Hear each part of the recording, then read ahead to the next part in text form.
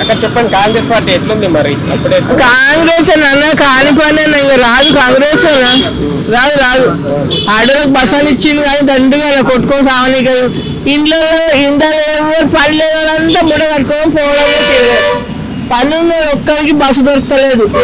టైంకి కాలేజీల టైంకి పిల్లలకు టైం బస్సులే లేవు.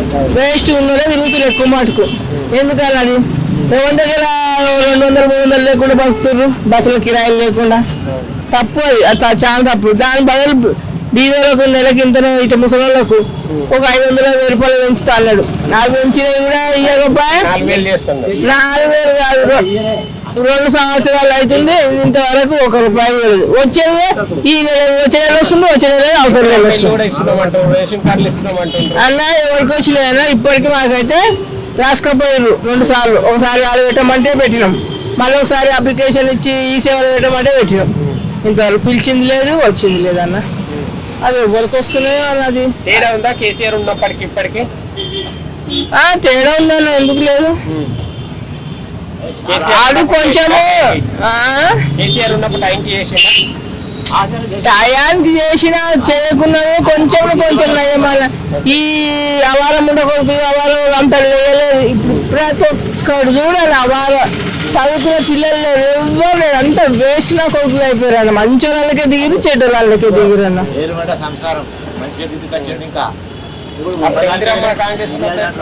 అప్పుడు బాగుందన్న. అప్పుడు ఎన్టీఆర్ ఉన్నప్పుడు వాళ్ళు ఉన్నప్పుడు అదొక లెక్కతోటి ఉండే, పద్ధతితోటి ఉండే.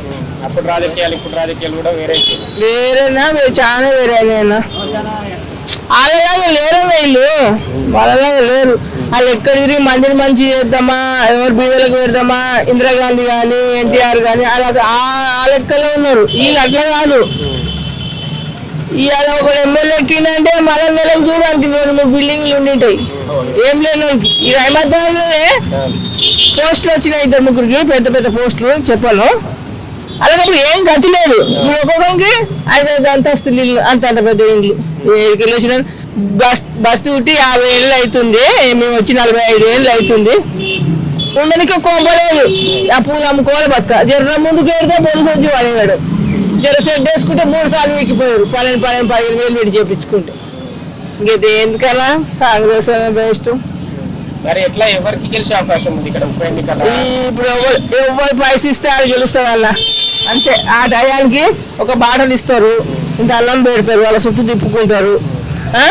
ఇక మందు వేపించి ఆ మందులు వేపించుకొని ఒక 100-1000-500 చేతిలో పెడతారు. ఆ టయానికి వేస్తారు అంతే. ఎవరికి ఎట్లా అవసరం ఉందో అట్లా వాడుకుంటున్నారు మంది కూడా. జనాలు కూడా అట్నే అయింది. చాలు 20 రూపాయలు వస్తుంది అని కోటేస్తే పోతాం. మనం మళ్ళీ 5 ఏళ్ళు మనం బాధపడతాం. మనకు లేదు, మనం 1000 రూపాయలు వచ్చిన 5 ఏళ్ళు చూసుకుంటారు అంతే. మహారాజు లాంటి వాళ్ళు 1 కోటి ఇస్తే, అలాంటి 1 కోటి ఇస్తే తాగేసి ఓట్లు గుద్దుతారు. అయిపోయి ఆ టయానికి అల్లెమ్మడి తిరిగి తర్వాత మనం తిరగాలి అల్లెమ్మటి. ఇప్పుడు మళ్ళీ ఎమ్మడి తిరుగుతారు. తర్వాత అంటే బీఆర్ఎస్ పార్టీ నుంచి మళ్ళీ మాగంటి గోపీనాథ్ భార్య టికెట్ ఇచ్చిండ్రు, కాంగ్రెస్ పార్టీ నుంచి వచ్చే అవకాశం ఉన్నట్టుంది. కరెక్ట్ అన్న. వాళ్ళకి వేయము, వీళ్ళకి వేయము. కాకపోతే ఉట్టిననే ఇచ్చి పెడతాం, లేకపోతే వేస్ట్ అన్నా చేస్తాం. మేము మాత్రం ఓటు వేయమా ఏదైనా స్కూల్ అన్న ఇసుకొచ్చిపోయింది మాకు. వాళ్ళు వచ్చినా చేయలేదన్న. అలా సస్తే నెత్తికి నిలువకి లేదన్న. నల్ల గవర్నమెంట్ నల్ల ఉండే పుట్టినప్పటి నుంచి ఈ మూలమల్పున ఈ బస్సు వరకు ముందు నుంచి ఫస్ట్ నల్ల ఉండేలా అదొక కమిటీ వాళ్ళు ఉండే అంతే. ఈ బస్సు ఇవ్వటప్పుడు వాళ్ళు అదే మీకేసారు. ఇప్పుడు వస్తే ఒక చెంబు తీసుకుపోయి నెత్తిన తాను చెప్పి నీళ్ళు లేవన్నా. ఏ కాంగ్రెస్ వచ్చి, ఏ బీజేపీ వచ్చి, ఏ తెలంగాణ వచ్చి ఏం చేసేదని చెప్పు. నేను ఇంతకుముందు కూడా చెప్పిన అలా ఏమైనా వేసుకోండి. ఒక నల్ల పెట్టి రోడ్డు మీద సస్తే బత్తే నీళ్ళు కావాలి మంచం చెడ్డానికి. ఎండాకాలం వస్తే బిల్ల కొట్టుకుంటారు మందు. ఎవరు పట్టించుకునేవారు లేదు. ఆ సందులు అంటారు, ఈ సందులు. ఏ సందులు వేస్తే ముందు నువ్వు రోడ్డు మీద నీళ్ళు రోడ్డు వచ్చేటోడు రావుతాడు కదా.